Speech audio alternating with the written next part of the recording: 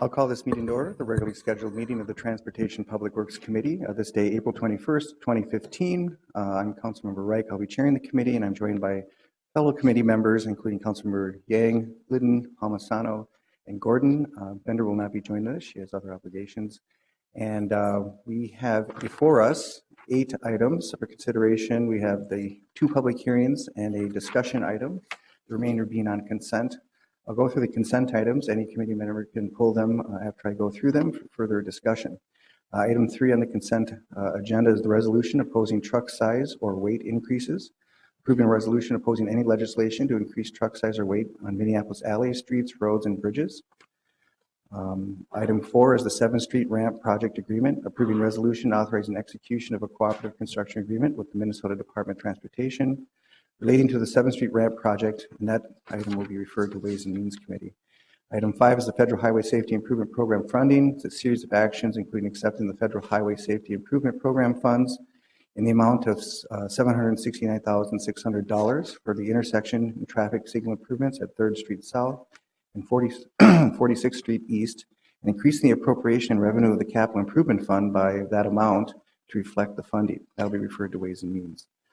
The other items are the Special Service District Ordinance Amendments, and that's setting a public hearing for May 19th, 2015 to consider the subject matter of the following ordinances amending Title 17 of the Minneapolis Code of Ordinances relating to the streets and sidewalks, amending Special Service District provisions to add additional options to address year-end budget surpluses or deficits, charges in certain district advisory board composition, and 2 district name changes. And this was some flexibility that initially we had hoped to get through legislative action, but we can do internally as presented. And item 7 is a series of bids, and they were basically accepting the low bid of Moorcon Construction for an estimated expenditure of $4,776 for elevator modernization at various parking ramps, accepting single bid of Northwest Pipe Company for an estimated expenditure of $64,594.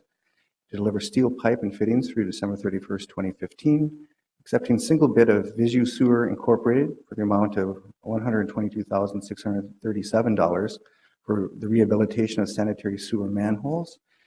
And the final is accepting a low bid of Height Camp Incorporated for an estimated annual expenditure of $493,689,000.21 for cleaning and lining of cast iron water mains. That will be referred to Ways and Means. Those are the consent items. Does anyone wish to pull them for discussion? Councilmember Yang. Thank you, Mr. Chair. I have a couple questions with regards to item number 3. The first one being, if we adopt this resolution, does that then go to, let's say, our IGR committee to get adopted, and or what happens with it after committee? And the second question is related to how long this resolution will last. Well, my understanding is that this will stand as a comment that will go to the legislative folks who are considering these items at the Capitol. And in terms of the duration, I imagine it's our position until otherwise amended. Any further discussion? With that, I will move all items as stated. All in favor say aye. Aye. Dissenting nay. Those items are forwarded to full council, and we will now go into our public hearing, starting with the first one, 31st Street East Street Resurfacing Project. Good morning, Director Cockey. Good morning, Mr. Chair. Mike Kennedy, our Director of Transportation Maintenance and Repair, will present this report. Morning, Mr. Chair, members of the committee. I'm Mike Kennedy. I'm the Director of Transportation Maintenance and Repair for City of Minneapolis Public Works Department. There it is. I knew I had a map. We're here for the public hearing for the 31st Street resurfacing project. On February 27, 2015, the City Council designated the location, street, and improvements proposed to be made in this 31st Street East neighborhood project. The cost estimate for this project is $339,774 and is financed by net debt bonds and special assessments. The locations of the streets are as enumerated in your report and on the map, shown on the map. This is a standard resurfacing project, mill and overlay with plant mix asphalt. We're using the special assessment rates by applying the 2015 uniform assessment rates of 62 cents per square foot for non-residential properties and 21 cents per square foot for residential. The proposed total assessment amount is $220,415.77 for this project. There was a neighborhood meeting held on April 16th, and one person attended. So therefore, our recommendation this morning is to pass a resolution ordering the city engineer to proceed and do the work and adopt special assessments in the amount of $220,415.77 for this project, and pass a resolution requesting the Board of Estimate and Taxation to authorize and issue and sell assessment bonds in the amount of $220,420 for this project. If there are any questions, I'd be happy to take them. Are there any questions per the presentation? See none, I will open the public hearing, and this is a public hearing for item 1, 31st Street East resurfacing project. Has anyone signed in? No one has signed in with the clerk. Does anyone wish to present? Does anyone wish to present or state an opinion? See none, I will close the public hearing and move item 1 as presented per the staff recommendation. Is there any discussion? See none, all in favor say aye. Aye. Dissenting nay, that carries. We'll go to the second public hearing, and that regards the 26th Avenue North Street renovation project. Mr. Chair, Jeff Handelin from our Transportation Planning and Engineering Division will make this presentation. Good morning. Good morning, Mr. Chair, members of the Council Committee. My name is Jeff Handeland. I'm a principal professional engineer in the Transportation Planning and Engineering Division of the Department of Public Works. All of 26th Avenue North is scheduled to be improved over the course of this construction season and next construction season. The segments shown on the map between Broadway and Theodore Worth Parkway and the segment between Lyndale and 2nd Street North are scheduled for renovation this year. The other remaining segments between Broadway and Lyndale and between 2nd Street North and the river are scheduled for full reconstruction next year. The item before you today is to adopt the special assessments, approve the work to proceed in the 2015 renovation segments, and approve the removal of any areaways encountered in those segments. There are no documented areaways in 26th Avenue North. The areaway approval would allow the project continue without unneeded delay in case any areaways are encountered during the work. The existing pavement condition of this year's renovation segment is suitable to a pavement renovation before the street deteriorates to the point where a full reconstruction is needed for these segments. 3 meetings were held with residents, the latest of which was last Tuesday. We will continue to work with residents and other adjacent property owners throughout the renovation work and into next year's full reconstruction. We will return to your committee prior to beginning work on next year's full reconstruction. The estimated cost of the renovation portion is $3.5 million. The assessable portion of that is just under $150,000. I will stay nearby in case there's any questions. Thank you. Are there any questions per the presentation? Councilmember Yang. Can you just explain to the general public what the renovation is versus the reconstruction? And, can you just tell, we can see it on the map, but can you tell the parameters of where the renovation is happening and then where the reconstruction is going to happen, just so that people know? Yes. Mr. Chair, Councilmember Yang, renovation project consists of replacing the pavement driving surface, typically a mill of the top few inches of asphalt, and replacing that with new asphalt, and replacing select curb and gutter. That extends the life of the pavement before the street deteriorates to a point where it needs a full reconstruction. In this example, in addition to placing new pavements and curb and gutter to extend the life of the roadway, the work will replace the existing on-street bike lanes with an off-street path and create boulevards wide enough for trees. So in this example of a renovation, there will be a little more extensive than average replacement of curb and gutter to move that whole north curb and gutter to accommodate a new cross section. And we're just focused on the renovation today, though, right? I mean, next year we will have, let's say, a public hearing for reconstruction and do kind of the middle part of 26th Avenue North. Is that correct? Mr. Chair, Councilmember Yang, that's correct. We'll return to your committee about this time next year or maybe over next winter with a similar process for public hearings after we have those assessment informational meetings with residents from the reconstruction segments, which include, as you mentioned, that middle segment from Broadway to Lindale, and also the eastern 3 blocks from 2nd Street north to the river, which were determined to require a full reconstruction. Thank you for those clarifying inquiries, Councilmember. Any further questions per the presentation? Seeing none, I will close the public hearing. Do we have anyone signed in? Clerk indicates no one is signed in. Does anyone wish to come and present during the public hearing? Anyone wish to approach? Seeing none, I will note that there was a written comment that I think should be invoked by one property owner questioning the timing of this project. That's there for the record. And with that, I will move the item as presented, close the public hearing, move the item as presented, and are there any further conversations or questions? Councilmember Yang.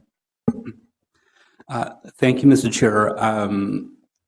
I've lived on 27th in Logan for, about 13 years. I used to live on 26th in Logan, and it's funny because a lot of times when I've gone to these meetings about assessments of new construction on streets or mill and overlay on streets, most people are yelling and screaming at us. But with this project, it's really interesting because a lot of people were very happy about us doing the work on 26th Avenue North. In some ways, it should have happened maybe 10 years ago, if not a lot sooner than that even. And, I wanted to thank Public Works staff for working so hard on this project to get us to where we are at. URS, they have a new entity that I can't remember all that well, but they've done some fantastic work on this as well. And, I wanted to thank all of them for just doing what they could to get to this point. I know that not a lot of folks in Ward 5 or even Ward 4 are happy completely. And, that's just because, some of the neighborhood groups, including the Hawthorne neighborhood and the Jordan neighborhoods had done some pre-planning maybe about 5 to 10 years ago. And, I think they were expecting a lot more than what is going to be done. But with what's going to be done, though, I think it's going to be pretty substantial as well. And, I think our community is going to be very happy with what 26th Avenue North will look like after not this season, but next season. This whole project will be done by next season. And I think folks will be very happy with the end result. There's going to be, a lot for pedestrians, a lot for bikers, a lot for even folks who drive, and and it's going to be, a good preview of maybe what a north side greenway will look like.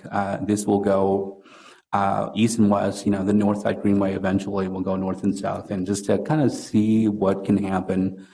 If we put these investments in our infrastructure up on the north side is a fantastic thing. I know that a lot of my constituents will be very excited by the fact that their cars and their alignments won't be all messed up because of the road conditions that are so horrible right now. And so, to see this and to see just kind of the movement that has gone on because of, the work that our staff has put into this is fantastic. And so I'm excited about this, and I can't wait. I think, it's going to be painful for the next 2 years just because of the construction that's going to go on, and, the streets won't allow us to go all the way through and those sorts of things. But in 2 years' time, we will reap the benefits of this. And so I just want to thank everyone involved, including the neighborhood groups out there.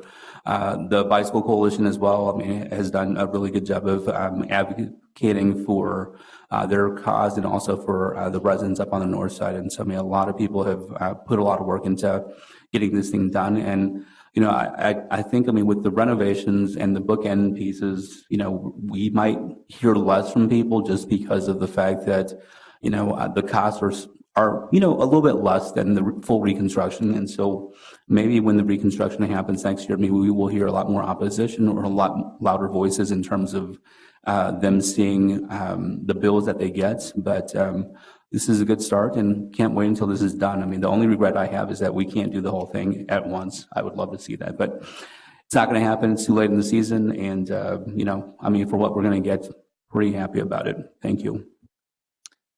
Thank you, Mr. Councilmember Yang. Yeah, your comments are well placed. The community group has been very engaged in this.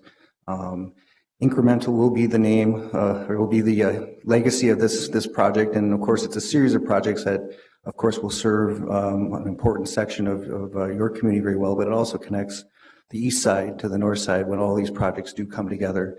It's a big deal, but we don't see that now because we're in the middle of what has been an incremental march. The early planning phases, Don Flom's not here, started in 2001. So here we are marching forward piece by piece. With that, any further conversation? All in favor say aye. Dissenting nay. That carries. We can now go to our final agenda item, which is discussion item 9, and it's the draft protected bikeway update. Mr. Chair, Simon Blensky, our Associate Transportation Planner from our Transportation Planning and Engineering Group, will make this presentation. Good morning. Morning, Mr. Chair, committee members. Simon Blensky with Transportation Planning and Engineering. Here today to give an update on the Protected Bikeways update to the Bicycle Master Plan.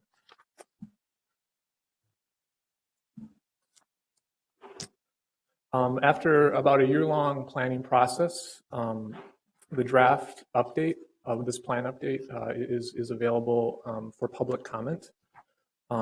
This is a draft update to the Bicycle Master Plan that was last adopted in 2011. The document that's out for public comment will serve as an addendum to the existing plan, and it's comprised of a list and a map of priority locations for protected bikeways in Minneapolis. Also included in the draft plan are capital cost estimates and maintenance cost estimates for the recommended projects.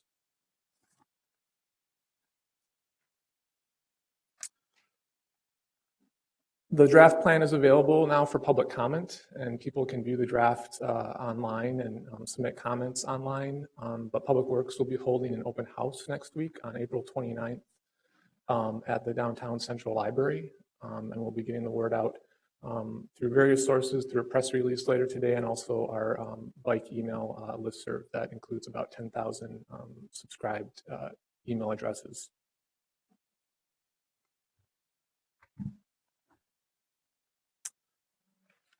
Taking just a few steps back to remind you what a protected bikeway is and why we're interested in prioritizing them in Minneapolis. A protected bikeway is a facility, is a bike facility that's separated from motor vehicle traffic through some sort of physical separation. Trails are the most common type of protected bikeway. We have a lot of those in Minneapolis, but there's also the ability to have a protected bikeway within the street corridor through a protected bike lane.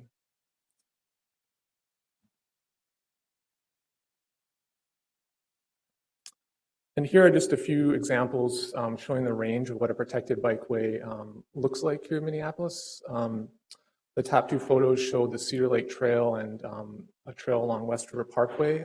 Those are off-street trails, but we consider them protected bikeways because they're physically separated from motor vehicle traffic. Public Works is also starting to implement a number of on-street protected bike lane projects, which also fall under the umbrella of protected bikeways, but are located within street corridors. And two examples of those are on Plymouth Avenue Bridge and 36th Street West. where protected bike lane was established using signing and striping and also the white flexible traffic posts.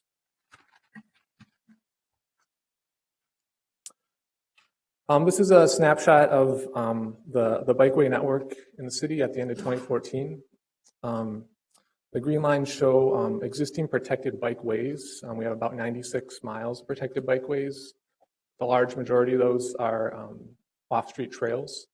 Only about 2 miles of that 96 miles include on-street protected bikeways. We also have a number of other types of bikeways in our toolbox, including standard bike lanes, shared lanes, and bike boulevards. Councilmember. Okay. So why are we interested in prioritizing protected bikeways in the city? There's, first of all, really a growing demand locally and nationally for bike facilities that are more comfortable and can attract a wider range of users, and that protected bikeways are a way to achieve that. We also have several protected bikeway projects underway that are planned and funded in the city right now, and it's good to focus that effort into a good overall protected bikeway network. And the reason why we're pursuing this plan amendment is really because the 2011 Bicycle Master Plan does not explicitly address protected bikeways. It addresses and recommends a large network of trails, off-street trails, but it does not use the term protected bikeway. It also does not speak to on-street protected bikeways. Also in 2013, City Council adopted the Climate Action Plan. And there were a number of transportation goals within that Climate Action Plan. One of them was a stretch goal of a 15% bicycle commute mode share to be achieved by the year 2025. And one way to achieve that goal is to construct, one recommendation to achieve that goal was to construct 30 miles of on-street protected bikeways by 2020.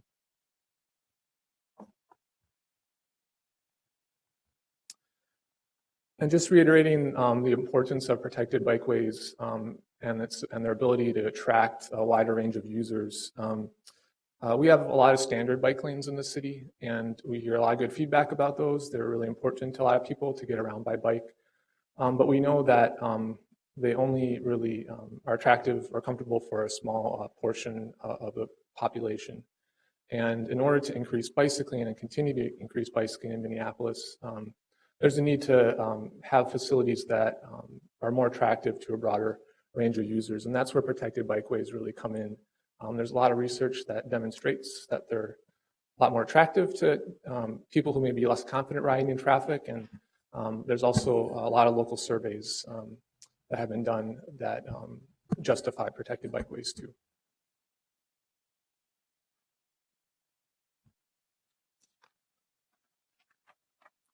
The planning process for this plan update began in May of 2014. Public Works held an open house asking the question, where are protected bikeways most needed? We also had an online survey to collect feedback to answer that same question.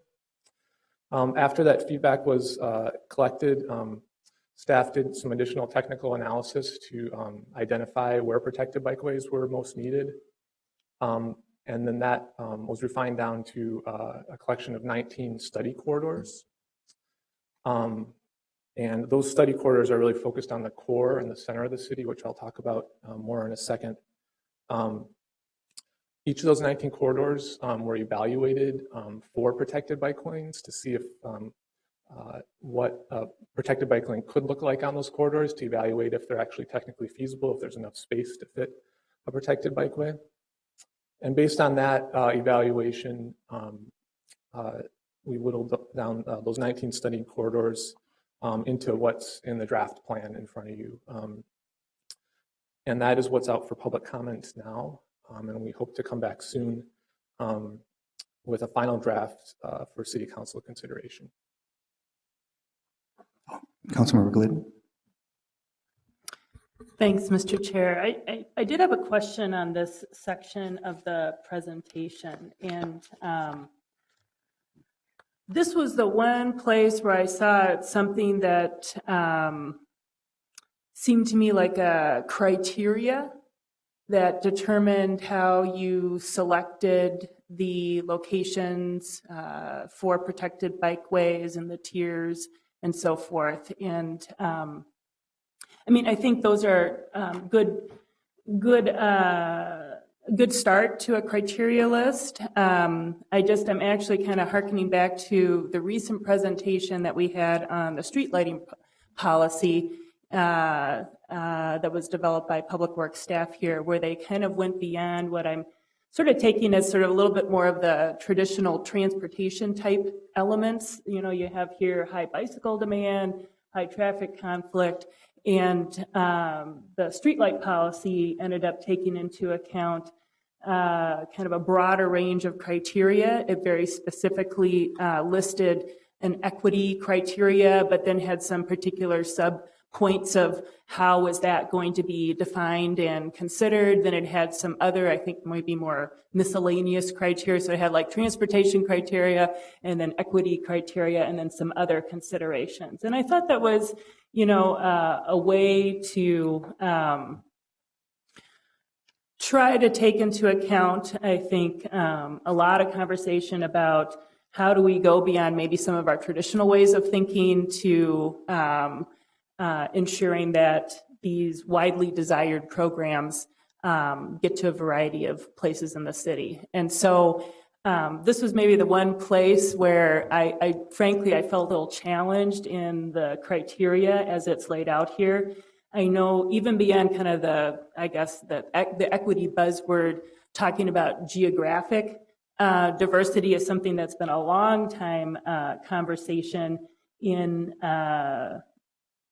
the city with Public Works and at the council level. And I'm not suggesting that those weren't ways that you talked about what you selected. I actually, you know, I don't know, I wasn't part of the process, but I don't see it here in the criteria.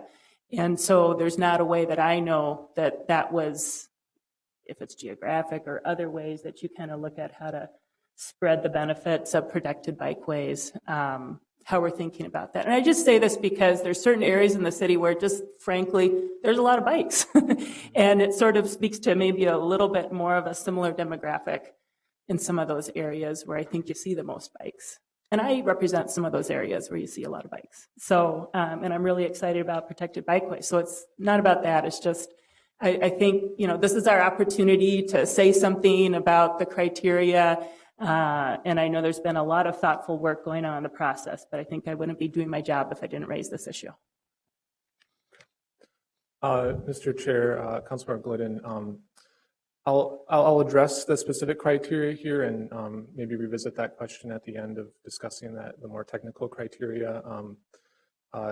One point is that the recommendations that we're putting forward are really for a near-term protected bikeway network, and we know there's a lot of places across the city where protected bike lanes may be warranted, but we kind of, as to start with any sort of transportation network, we wanted to start where the highest demand was and potentially work our way out from there. But so this is really focusing on the near-term network. And I appreciate that. And what may be the best thing is a staff direction at some point for the bicycle committee and staff to consider adding to the criteria and having some assistance in developing what would be a broader range of criteria that go, I think, beyond the more, I guess, I don't know what you would characterize these criteria as the more, I guess I just said the more transportation related criteria.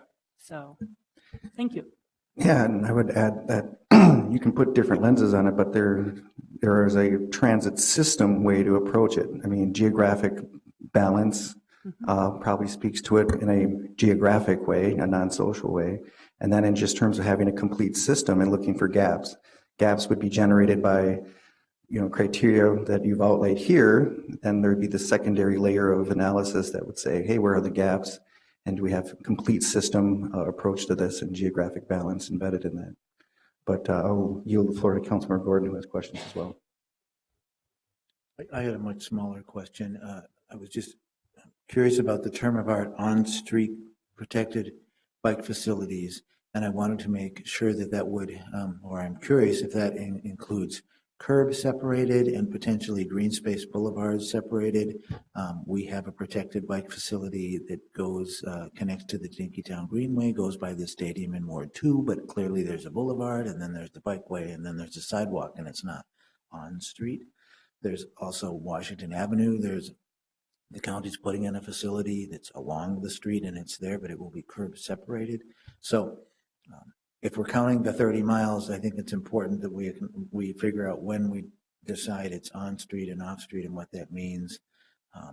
And I'm just curious if we figured that out and if you have the definition for me. Mr. Chair, Councilmember Gordon, protected bikeways can include a range of treatment types. Most of the projects that we're recommending are primarily signing, striping, and they use the flexible traffic posts because those are lower cost projects that are most easy to implement in the near term.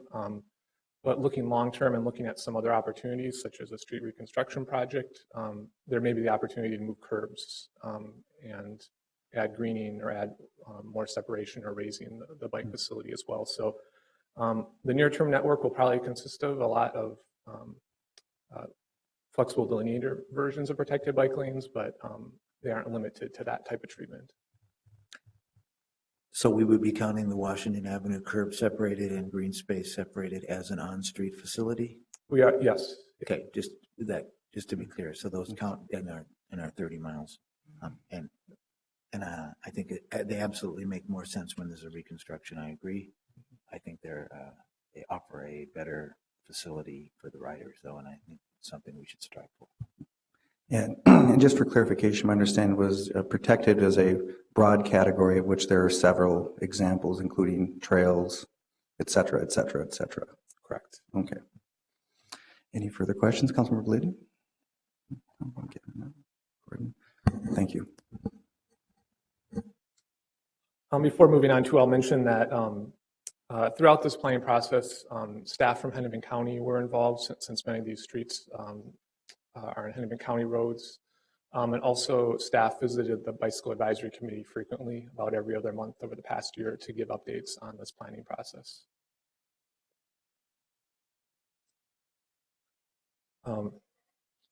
Getting back into the criteria that staff used to identify the 19 study corridors, the criteria used were high bicycle demand, high traffic conflict, good network integration, and also the public comments that we received back in 2014.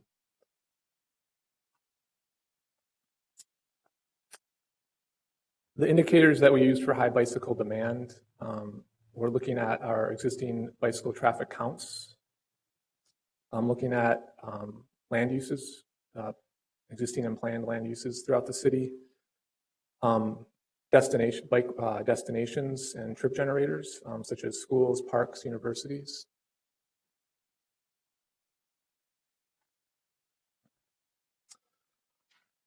We also looked at areas and locations that had a high traffic conflict or the potential for high traffic conflict. We looked at streets that had very high traffic volumes, streets that had a large, high number of through lanes. And also we looked at bicyclist motorist crash data to see where the highest concentrations of existing bike crashes were occurring in the city.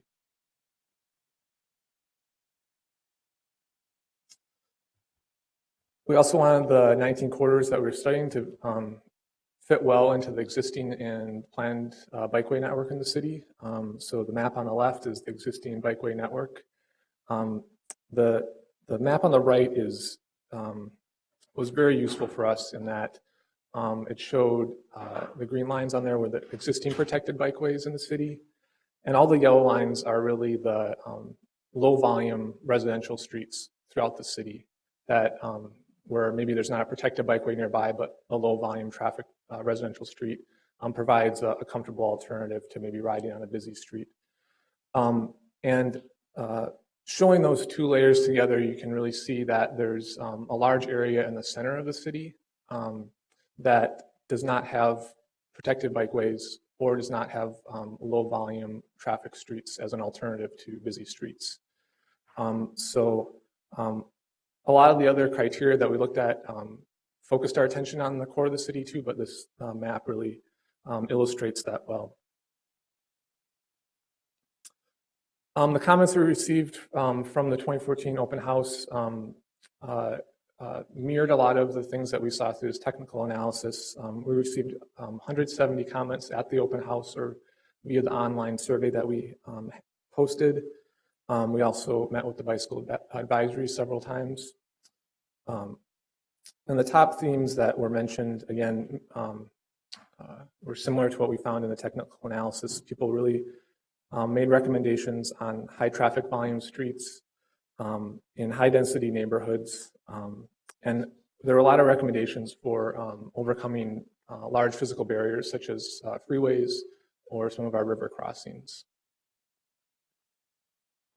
And I should mention that in those public comments, there was overwhelming interest in the Franklin Avenue and 24th Street corridor, as well as focus on downtown and downtown streets.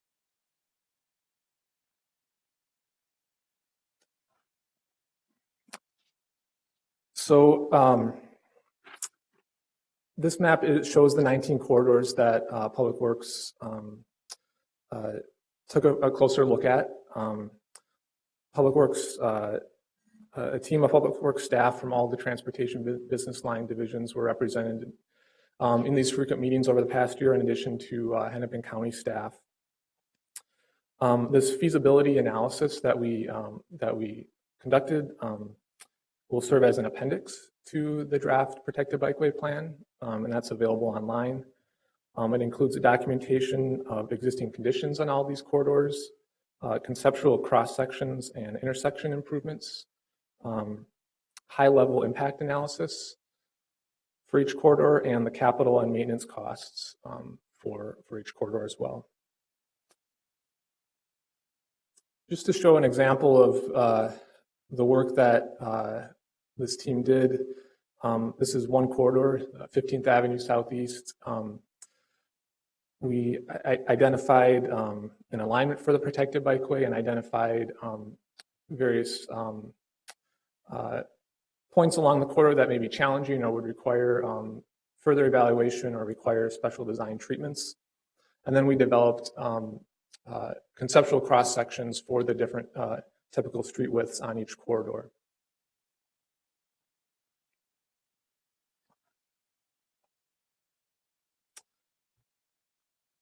The results of that evaluation is the draft Protected Bikeway network, and that's what's shown on this slide.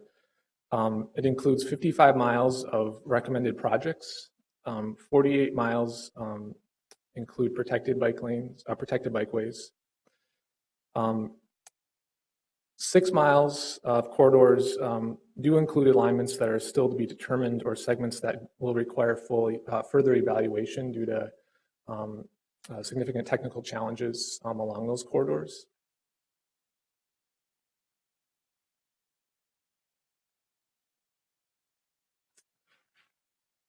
There were several corridors that are not recommended to be included in this near-term Protected Bikeway network. And the reasons for that include technical limitations such as the available street width. Some of these streets we're looking at are narrow and have a number of other transportation uses. There are a number of other corridors that we looked at but are not recommending Protected Bikeways because there's an alternative route. So we looked at a lot of corridors that had, two streets. I think University and 4th Street Southeast is a good example.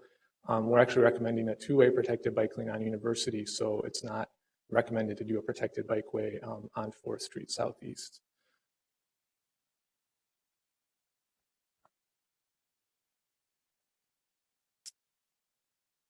As far as implementation of these recommended projects, there are approximately 55 miles of recommended projects, and staff work to separate those all those projects into 3 tiers based on the priority of the projects, and also the implementation opportunities.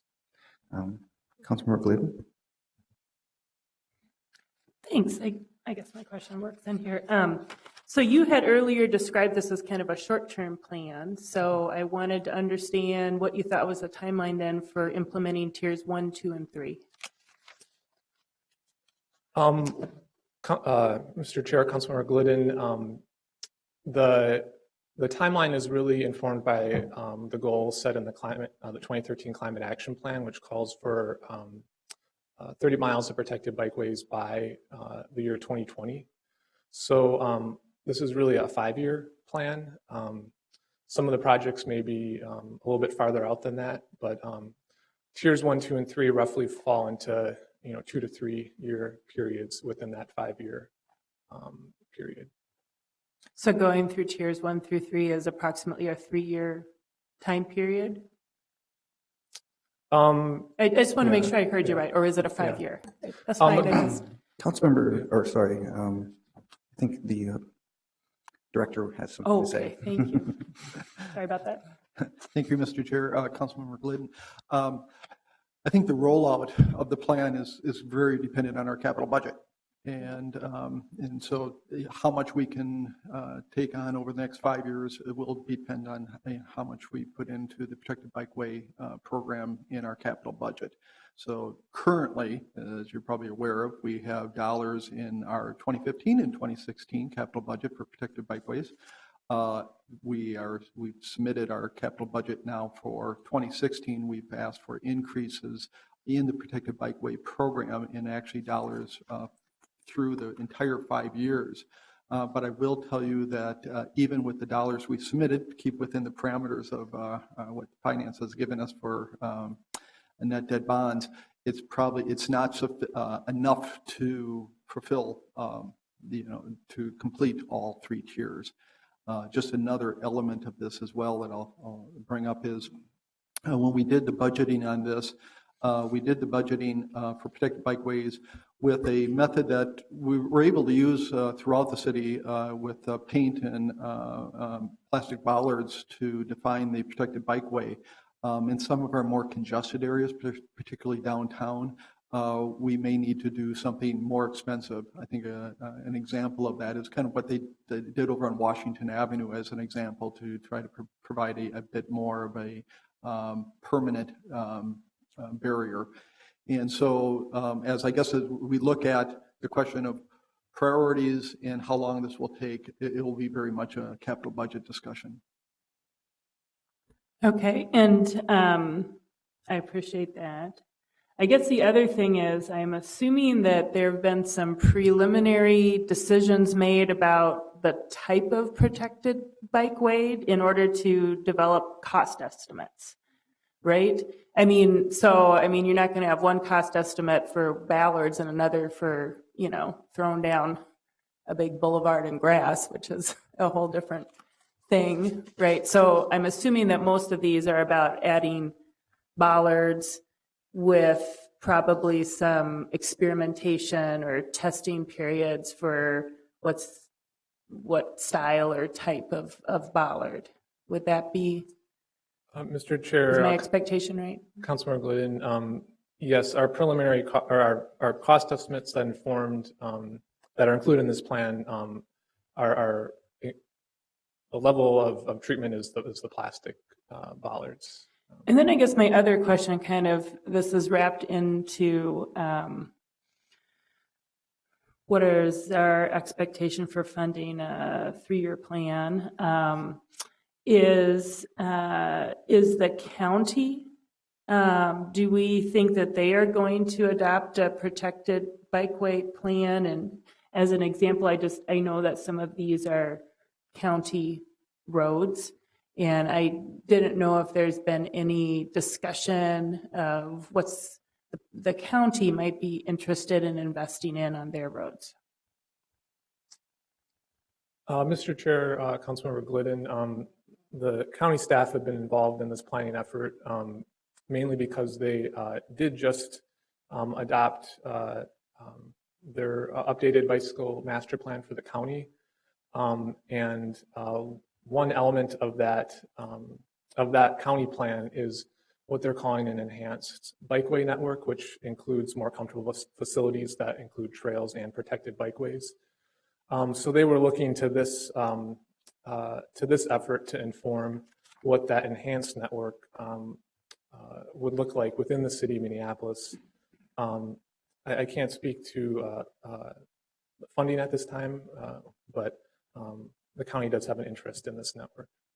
Right. Okay. Well, that's helpful. And I just say this because, you know, you've got two big lines going south, which is Portland and Park, and the county took the lead in redesigning that street with our partnership, and they desired this change, which added the bike lanes, and just, you know, so that would be, I think, a good example of, is the county interested in investing further in what they've already, I think, done to great success. So.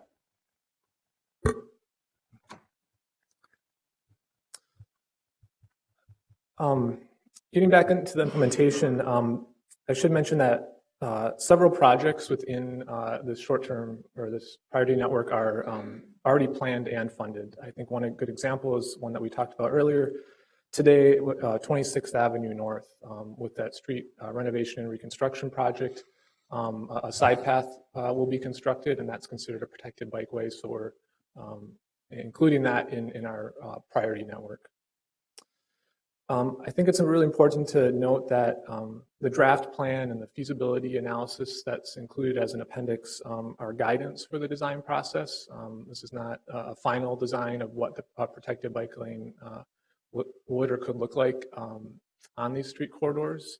It's a starting point for staff to begin more detailed planning on these corridors, and also to develop specific engagement plans for each corridor.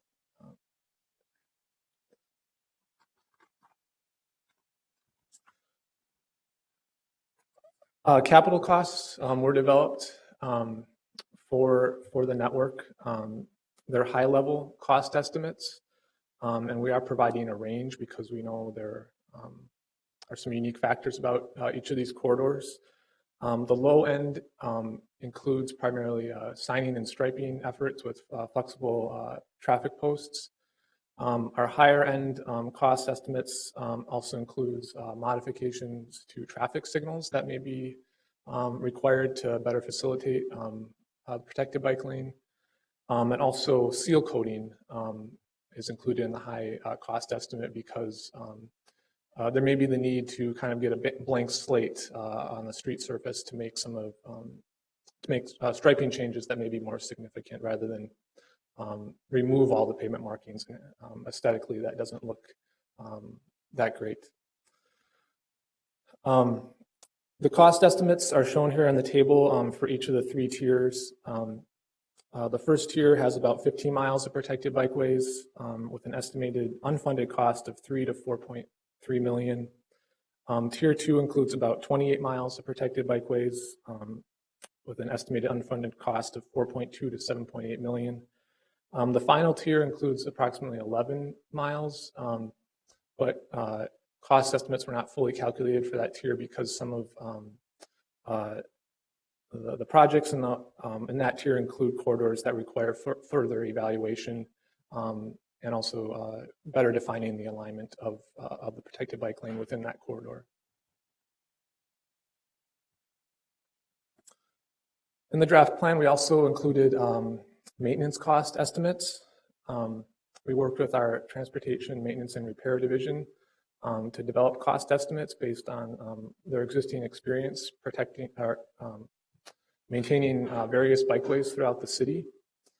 Protected bikeways do cost more to maintain than standard bike lanes and trails.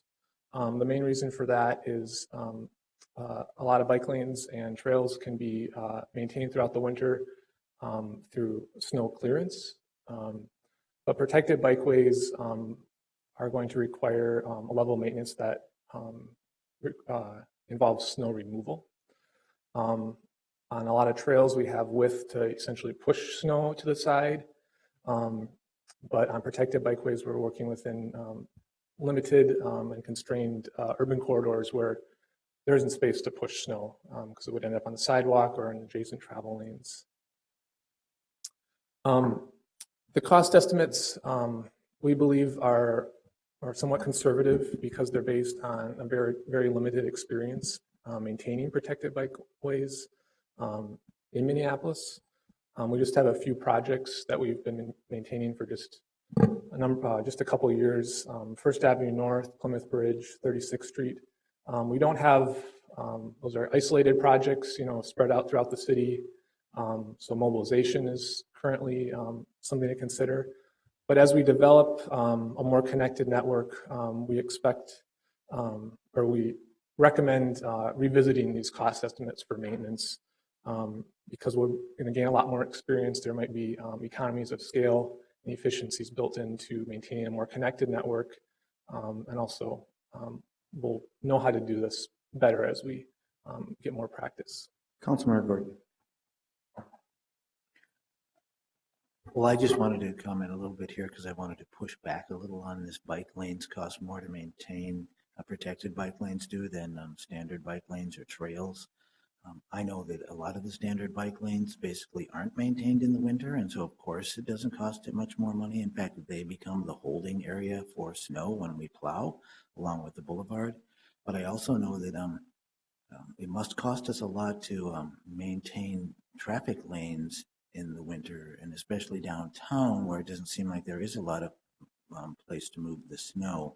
So I'd be curious about how much more they cost than it would cost to maintain 4 traffic lanes on a downtown street or whatever to maintain the bike lanes, or compare it to that. I think it's sort of it seems a little bit unfair analysis when we look at that.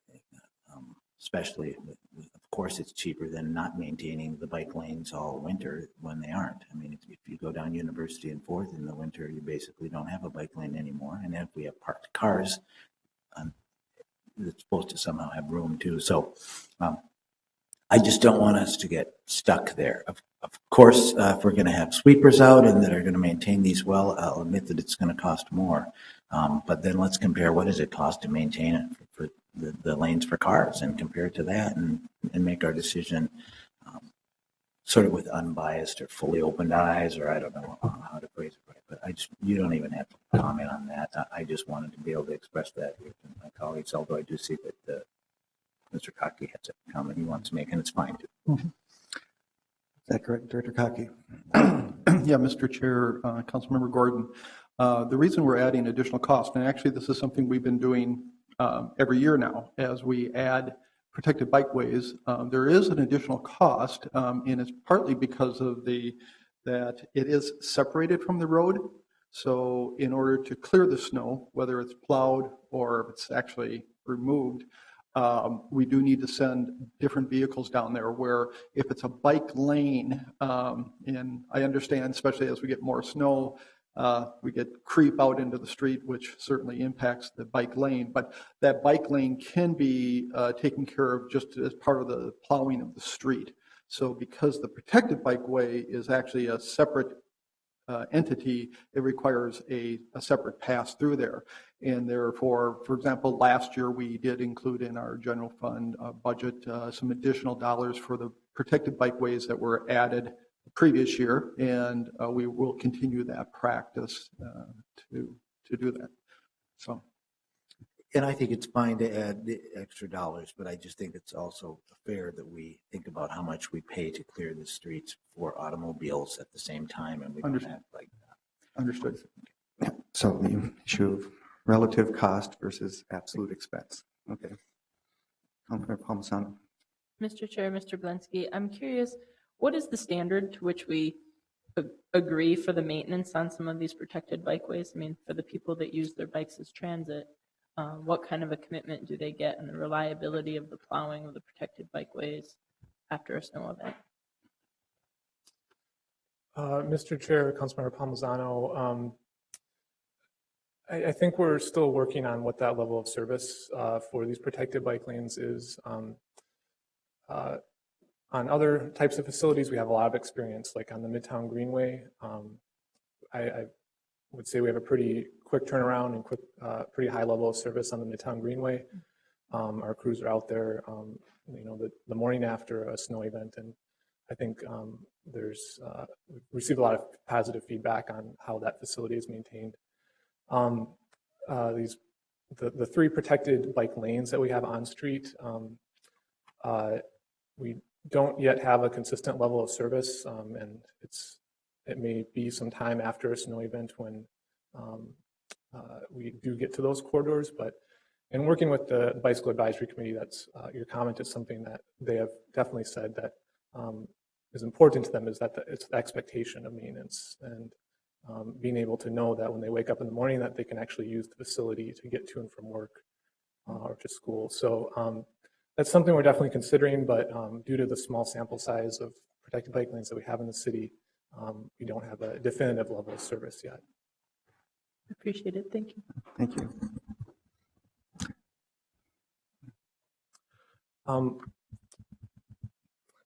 Well, I believe that concludes my presentation, but I just wanted to remind you again about the public open house next Wednesday, April 29th, where we'll be seeking feedback on the draft protected bikeway update to the bicycle master plan. And people can also visit the city's website to get more information and to submit comments online too. Thank you. Very good. Any concluding comments or statements? Councilor Gordon.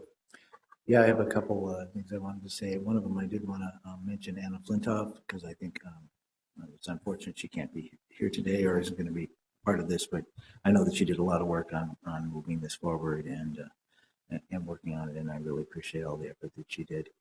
There's one comment that I wanted to share or kind of raise that has to do with new construction or looking at opportunities for protected bikeways when they aren't called out in the plan. I think we have some potential to create some confusion when we devise a plan like this and we're moving forward if it's not really clear about options or what to do. So we'll have this plan that identifies protected on-street bikeways, and then we'll be doing construction in many parts of our city. And I think it's important that if we're going to pay for a road reconstruction, when we get to that road, we do a full analysis of it, and we keep our options open for on-street protected bikeway on any new construction. And maybe we even have some criteria, for example, if it connects to some other bike infrastructure, or if there's the width allows it, or if the people who live there want it, or I'm not sure exactly the criteria could be based on a lot of bike use, same criteria that we looked at here. But I think that's important, and I think that's also a way that we can actually get to our goal more quickly. I have an example in my ward of something that didn't come up here because it's undeveloped area, but it's just a little stretch of 4th Street Southeast. People want a protected bikeway there, and of course it wasn't necessarily called out in the plan, but it happens to connect closely to other infrastructure in the University of Minnesota, and there's potential once the apartments go in for lots of bike users to be there.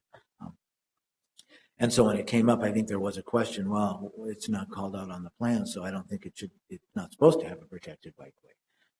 So it would be nice as we do the final drafts and we refine this, there's at least some comments that clearly articulate what I think is our intention, and what I heard from Anna and others is, well, of course, if we're doing new construction anyway, we have to evaluate it for that. And if it meets some criteria and it looks like it makes total sense, we can put in a protected bikeway. It's certainly a lot cheaper to do that, especially with curb separated or other things like you were saying when we're doing a reconstruction, than if we come in later and decide now we've added it to our plan. So I hope that is clear, or we can make sure that it's clear in the draft plan. There's not a lot of text in the plan. It seemed like it was pretty clear in there, but maybe it wasn't as clear as it could be. And I think we've kind of looked at what we think is going to be low-hanging fruit and easy things to get to in this plan, but we should keep that in mind too, because we might end up having some great opportunities that we don't want to miss. I think that's. I see Mr. Elwood's there, and I'm sure opportunity analysis will be integrated into all your projects, limited as they are every year under the reconstruction category. Councilmember Palmisano, followed by Councilmember Glidden. Mr. Chair, just a comment. I appreciate the focus on protected bikeways, and I know we aren't here to talk about all of them, all kinds of bikeways, but I do see them as part of this essential transit network. Something that is the only thing in Southwest Minneapolis other than the routing along the lake trails. The only north, south, east, west diversions are shared lanes, and they should be for reasons of low traffic streets by and large. But it is extremely frustrating to me to struggle to maintain them because they do get sometimes installed at not an ideal condition, so it ends up as a pile of spaghetti instead of that Shero with the bike symbol. And it is very difficult to look to continue investing so much in our protected bikeways, which I believe deeply in, when we can't do the regular maintenance to create some of these basic north-south connections that just need some minor work. And so I wonder, I ask that in the broader discussion about this today is about priority networks, but that we're mindful of that we're mindful of the geographic dispersion of our bike connection network, and that we are, even if it is just a shared lane or just a shared road, Shero, that we are looking to make sure that those are tidy, that those are maintained over time, and that we're able to get the kind of attention to them, because I do think that is one of the things that helps promote use all over our city of the bike system. I know people who have moved to those streets just for that value of feeling like they want to be a lifelong commuter that way. So I appreciate this, and I will continue to press on maintaining our other shared routes. Thank you. And that's a good point. And as we have these different facility types, protected, unprotected, and all the sub-variations, that we have an overlay that does say there's a system, a commuter system in the winter, and that we actually have a prioritized commuter system for management purposes that includes, there isn't a bias to one type or the other. It's more about if we have an overlay of how people can get to a certain place, be it one side of town to the other or from an edge to the center, that we're accommodating all corners of the city in that manner. From a maintenance standpoint, knowing that there's two different type overlays. So very good point. Thank you, Councilmember. Councilmember Glidden. Thanks, Mr. Chair. So I had two comments here. One is just to reiterate, I don't know that it really deserves a staff direction, so I'm not going to do that, but just to reiterate my request, and I will, I guess, submit comments online as well, too, that I believe that the criteria for considering protected bikeways should be expanded beyond high bicycle demand, high traffic conflict, good network integration, and I guess, I don't know if that's a criteria point, but I know you're also looking at what's public input. And specifically, I would recommend looking at some other policy development that's moved forward from Public Works recently, such as the streetlight policy, to see if some of those criteria elements on equity and some other ways that Public Works has helped define that could be utilized in the protected bikeways process. My second comment was you're turning now to gathering the final comments on the draft plan. I think you probably told us, but I guess the final plan's moving forward, in 2 months, a month? Mr. Chair, Councilmember Glidden, we would hope to come back in early June with a draft final plan following about a month of public comment. Right. So this is just a small comment, but I would maybe request that you invite communications to help you work a little bit more on your website and other tools. Right now, you kind of have to really dig into this PDF and then scroll way down to figure out you get an individual email to, I'm not sure he wants to, our bike coordinator and bike and pedestrian coordinator. So just because I think this is an exciting plan. It's an exciting way the city is moving forward. We want to invite comment.